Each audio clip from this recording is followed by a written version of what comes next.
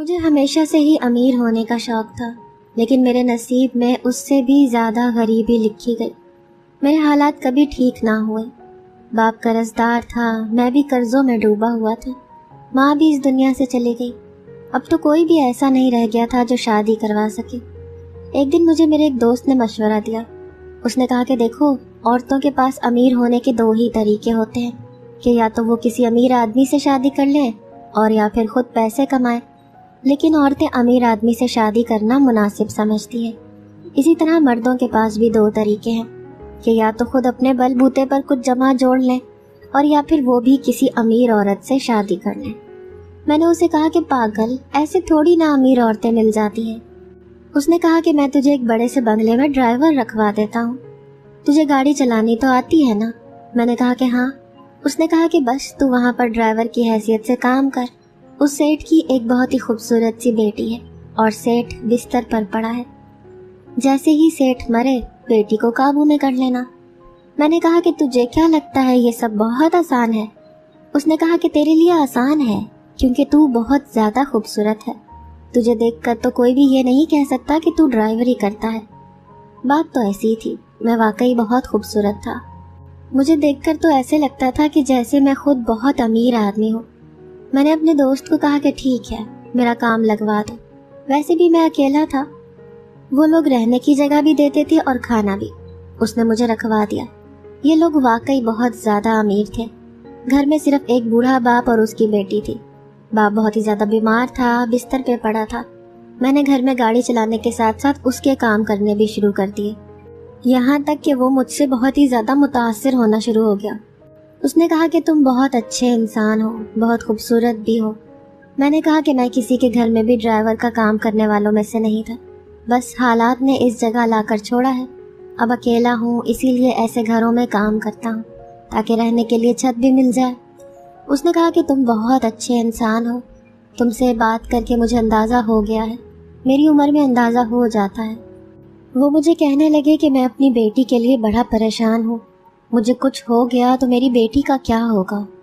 ایک دن ان کی حالت بڑی خراب ہو گئی اور میرا تیر نشانے پر لگ گیا۔ ویسے میرا ایک ہی تیر نشانے پر لگا تھا، دوسرا نہیں۔ میں نے ان کی بیٹی کو پٹانے کی کوشش کی تھی تو اس نے فوراً بھانپ لیا۔ اس نے کہا کہ مجھ سے اسی لیے اچھے سے بات کر رہے ہو تاکہ میں تمہارے جال میں پھنس جاؤں، کیونکہ میرا باپ مرنے والا ہے اور میں ساری جائیداد کی مالک ہوں۔ میں نے کہا کہ یہ لڑکی تو ضرورت سے زیادہ ہی سمجھدار ہے، وہ بھی بہت خوبصورت تھی اور سمجھدار بھی تھی، اسی لیے مجھے پتا تھا کہ اس طرف سے میرا کام نہیں بنے گا، تو میں نے اس کے باپ کی خدمت کرنا شروع کر دی۔ باپ اس دنیا سے جانے لگا تو اس نے کہا کہ میری بیٹی سے نکاح کر لو، تم خوبصورت آدمی ہو، تمہارے پاس دولت کی کمی ہے، جب تمہارے پاس دولت آ جائے گی تو دنیا تمہارے قدموں میں آ جائے گی، تم ہمیشہ میری بیٹی کا خیال رکھنا۔ میں نے ان سے وعدہ کیا، انہوں نے اپنی بیٹی کے ساتھ میرا نکاح کروا دیا۔ لڑکی نے بہت واویلا کیا کہ میں شادی نہیں کروں گی، بالکل نہیں کروں گی، لیکن اس کے باپ نے کہا کہ اگر تم شادی نہیں کرو گی تو میں مرنے کے بعد بھی تمہیں معاف نہیں کروں گا، قیامت کے دن میں تمہارے مقابل کھڑا ہو جاؤں گا، تمہیں میری قسم ہے اس آدمی سے شادی کر لو، یہ بہت اچھا آدمی ہے، دولت تمہارے پاس ہے، تم نے دولت کا کیا کرنا ہے، تمہارے لیے ایسے ہی احساس کرنے والا مرد میں تلاش کرنا چاہتا تھا اور یہ خود ہی ہمارے پاس آ گیا ہے۔ اس لڑکی کے ساتھ میری شادی ہو گئی، اس کا نام کشمالا تھا۔ اس نے شادی تو کر لی لیکن وہ میرے پاس نہیں آ رہی تھی، میری حیثیت اس گھر میں وہی تھی۔ ایک دن میں نے نوکر کو حکم دیا کہ بازار سے چیز لے کر آؤ، تو نوکر نے بھی مجھے کہہ دیا کہ تم کب سے مالک بن گئے؟ تو میں نے اسے اچھی طرح ڈانٹا اور کہا کہ تمہیں نہیں پتا میرا کشمالا بی بی سے نکاح ہو چکا ہے۔ اس نے کہا کہ تم خود اس کو بی بی کہہ رہے ہو۔ وہ اس بات پر ہنسنے لگا تو میں نے اسے نوکری سے نکال دیا اور میں نے کشمالا کو کہا کہ تم میری بیوی ہو، میرے ساتھ بیویوں کی طرح رہا کرو، گھر کے نوکر مجھ پر ہنستے ہیں۔ اس نے کہا کہ میں تمہاری بیوی نہیں ہوں اور تمہارے ساتھ کبھی بھی بیویوں کی طرح نہیں رہوں گی، یہ خیال تم اپنے دل سے نکال دو۔ تمہیں گھر چاہیے تھا، بنگلہ چاہیے تھا، دولت چاہیے تھی، وہ بھی تمہیں نہیں ملے گی، بس تم اس گھر میں پڑے رہو، تمہاری وہی اوقات ہے جو پہلے تھی، اس سے زیادہ کچھ نہیں ہوگا، یہ بات ہمیشہ یاد رکھنا۔ اس نے تو میری بے عزتی کر دی تھی۔ میں نے 1000 جتن کیے لیکن یہ عورت مجھے اپنے قریب نہیں آنے دے رہی تھی۔ یہ عورت مجھ سے کسی بھی طرح سے تسخیر نہیں ہو رہی تھی۔ اب میں کیا کر سکتا تھا؟ مجھے اب اس پر غصہ آنے لگا تھا۔ آخر اس کو غرور کس بات کا تھا؟ میرا وہی دوست جس نے مجھے یہ مشورہ دیا تھا وہ ابھی بھی میرے ساتھ تھا۔ وہ رہتا تو گاؤں میں تھا لیکن میری اس سے روز بات ہوتی تھی۔ میں روز کی رپورٹ اسے ایسے بتاتا تھا جیسے کوئی شادی شدہ لڑکی اپنی ماں کو بتاتی ہے کہ اب یہ ہو گیا وہ ہو گیا۔ اس نے کہا کہ یہ عورت تو کسی بھی طرح میرے قابو میں نہیں آ رہی۔ اس نے کہا کہ یہ آئے نہ آئے اس کو ایک طرف رکھو، اس دولت کی طرف دیکھو، گھر کو دیکھو، بنگلے کی طرف دیکھو، ساری چیزوں کے مالک تم ہو۔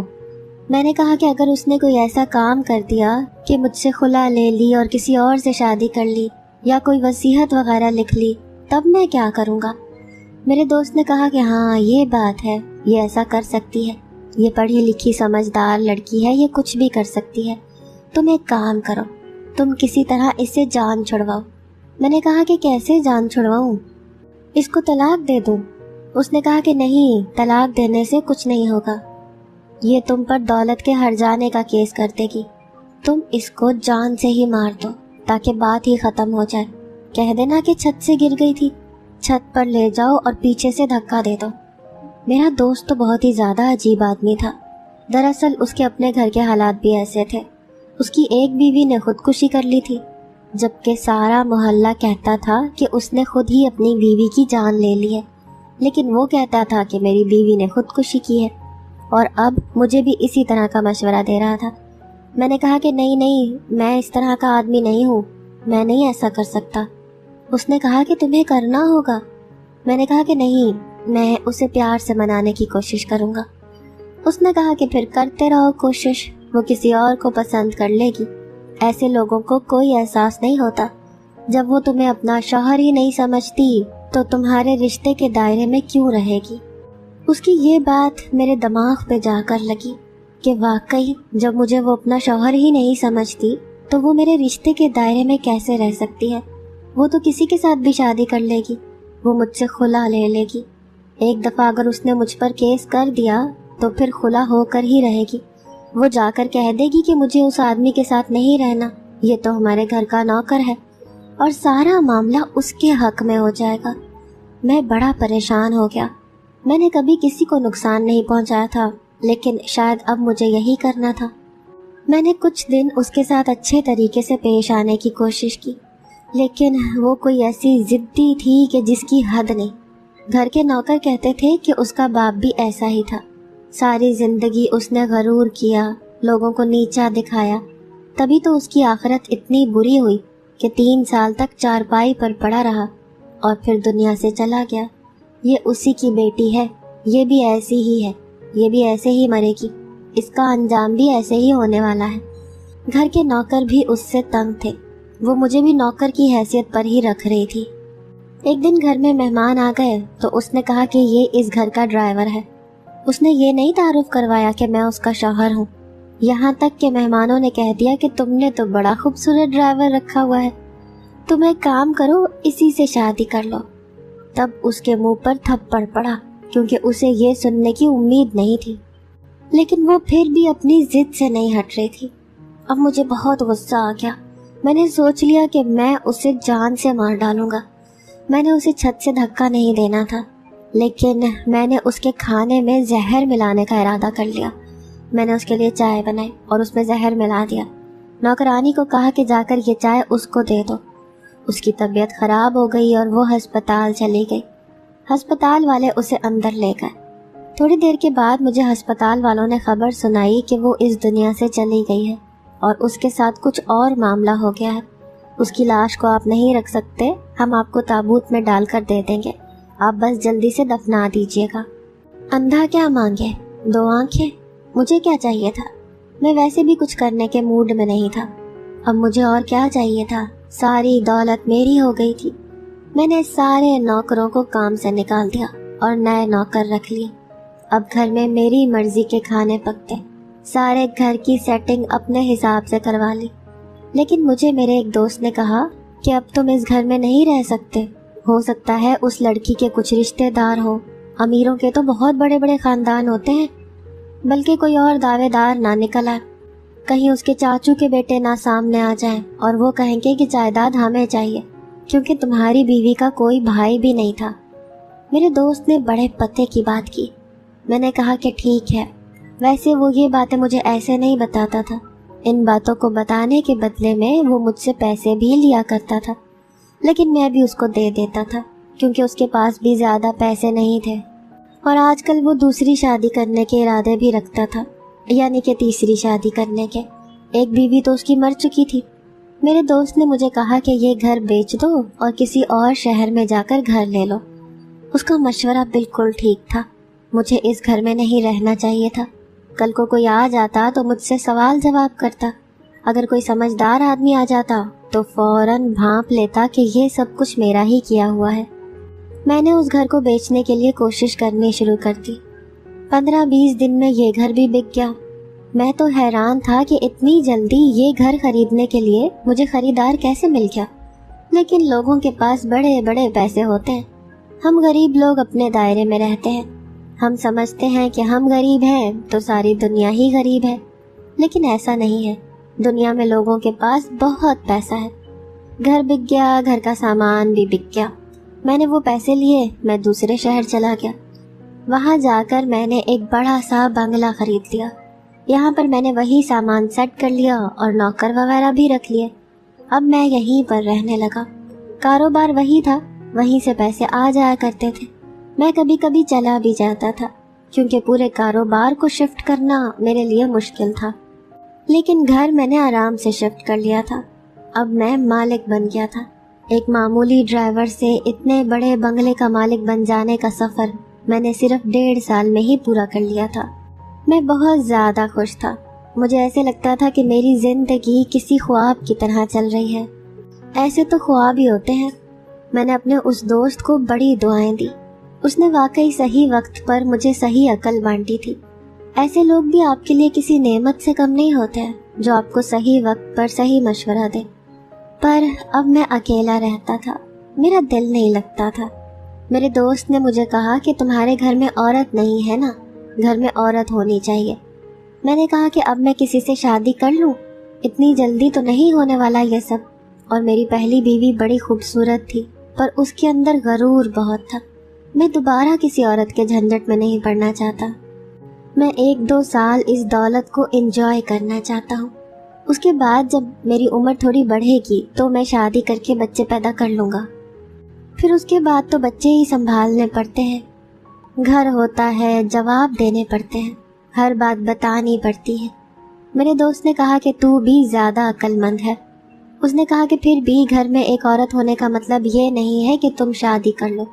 तुम ऐसा काम करो, एक नौकरानी रख लो जो अच्छा सा खाना बनाती हो। और एक औरत के हाथ जब घर लगता है ना तो घर की शक्ल ही बदल जाती है। घर के अंदर रौनक भी आ जाती है, चहल पहल भी हो जाती है। तुम घर आओगे, तुम्हारे लिए अच्छा सा खाना बना हुआ होगा, घर को भी संवारेगी, सजा के रखेगी। तुम्हें भी महसूस होगा कि घर में औरत के होने से कितना अच्छा माहौल बन जाता है। मैंने कहा कि हाँ, तेरी बात ठीक है। मैंने एक ही नौकर रखा हुआ था। वो सारे काम नहीं कर पाता था क्योंकि वो तो एक माली की हैसियत से काम करता था। घर भी साफ कर लेता था, लेकिन खाना बनाना उसको नहीं आता था। मैं खुद ही बनाकर खा रहा होता था। मैं अमीर तो हो गया था, लेकिन मेरे अंदर कंजूसी तो अभी भी मौजूद थी।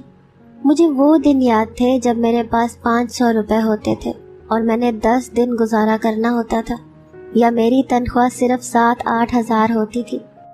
मुझे ये दिन ऐसे याद नहीं थे कि मेरे पर ये दिन भी आए थे। मुझे बस आदत पड़ चुकी थी कंजूसियाँ करने की।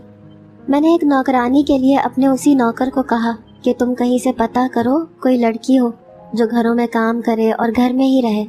उसने कहा कि ठीक है, मैं पता करता हूँ। 2 दिन के बाद ही वो एक लड़की को लेकर आया। लड़की को मैंने देखा तो सरापे से ही बड़ी प्यारी लग रही थी। लंबी सी थी, पतली सी थी, लेकिन उसने घूंघट किया हुआ था। मैंने कहा कि ये कौन है? उसने कहा कि ये सारे घर का काम करती है, खाना वगैरह भी पकाएगी, घर भी साफ करेगी, कपड़े भी धो देगी। मैंने कहा कि ये घूंघट का क्या चक्कर है? तो उसने कहा कि दरअसल ये इधर नज़दीक ही एक गांव की है, यहाँ की औरतें अपना घूंघट नहीं हटाती। मैंने कहा कि चलो ठीक है, مجھے ویسے بھی اس کی شکل سے کیا لینا دینا تھا. اس نے سارے گھر کو سنبھال لیا اور گھر کے کام کرنے لگی. وہ کھانا بھی بہت اچھا پکاتی تھی اور گھر کو اچھے طریقے سے صاف کرتی تھی. میرے دوست نے صحیح کہا تھا. میں جب گھر میں واپس آتا تھا تو کھانا بنا ہوا ہوتا تھا, ہر طرح سے گھر بھی صاف ہوتا تھا. مجھے گھر سے اچھی فیلنگ آنا شروع ہو گئی تھی. دن اسی طرح گزر رہے تھے. میں نے وہ سب کچھ کر لیا جو میں ہمیشہ سے کرنا چاہتا تھا. مہنگے کپڑے خریدے, اچھی سی گاڑی لی, ہوٹلوں میں گیا, کلبوں میں گیا, بڑے بڑے ہوٹلوں میں کھانے کھائے, یاری دوستی نبھائی. واپس اپنے گاؤں بھی آیا سب کو یہ دکھانے کے لیے کہ میں بڑا آدمی بن گیا ہوں. میں نے بہت غرور کیا, بہت ہی زیادہ دکھاوا کیا. لوگوں پر پیسے وار وار کر پھینکتا رہا کہ وہ دیکھیں کہ میرے پاس کتنی دولت ہے, کیونکہ یہ دولت میری اپنی نہیں تھی, میری مرحوم بیوی اور اس کے باپ کی تھی. اسی لیے میں اس طرح سے پیش آ رہا تھا. وہ کہتے ہیں نا, مال مفت اور دل بے رحم. میرا بھی یہی حال تھا. میں ہر طرح سے وہ ہر کام کر رہا تھا جو دولت کے بغیر ممکن نہیں ہے. میں نے مہنگی مہنگی گھڑیاں بھی خریدی, بڑے بڑے ہوٹلوں کے سب سے مہنگے والے ڈش آرڈر کرتا رہا تاکہ پتہ چلے کہ وہ کیسی ہوتی ہیں. میں نے ہر طرح کے سامان سے اپنے گھر کو لیس کر لیا. کپڑے تو میرے پاس اتنے زیادہ تھے کہ ساری زندگی بھی کپڑے نہ لیتا تو مزید کی ضرورت نہ رہتی. نوکرانی کو بھی زیادہ پیسے دے دیا کرتا تھا. وہ کہتی تھی کہ آپ بڑے اچھے ہیں, بڑے رحم دل ہیں. اس کا لہجہ ادھر کے علاقے کے لوگوں کی طرح ہی تھا. آواز بھی بڑی عجیب سی تھی, لیکن دیکھنے میں بہت خوبصورت تھی. مجھے یقین تھا کہ اس کا چہرہ بھی بہت خوبصورت ہوگا. جب میں نے اپنی مرضی کے سارے کام کر لیے, سب کچھ حاصل کر لیا, سب کچھ محسوس کر لیا, تو اب میں سوچنے لگا کہ مجھے شادی کر لینی چاہیے.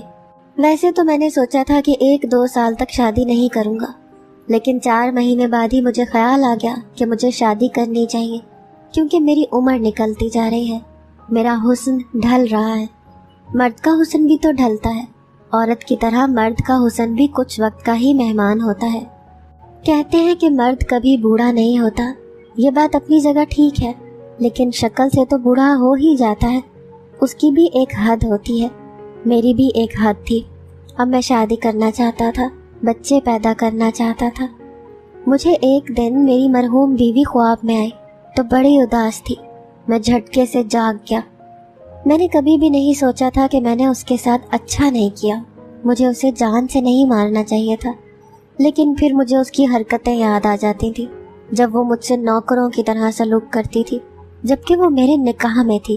کیا اس کو یہ نہیں پتا تھا کہ شوہر کے حقوق کیا ہوتے ہیں, شوہر کے ساتھ کس طرح رہتے ہیں؟ اس کو یہ کسی نے نہیں سکھایا تھا. اور پھر مجھ میں کمی ہی کیا تھی؟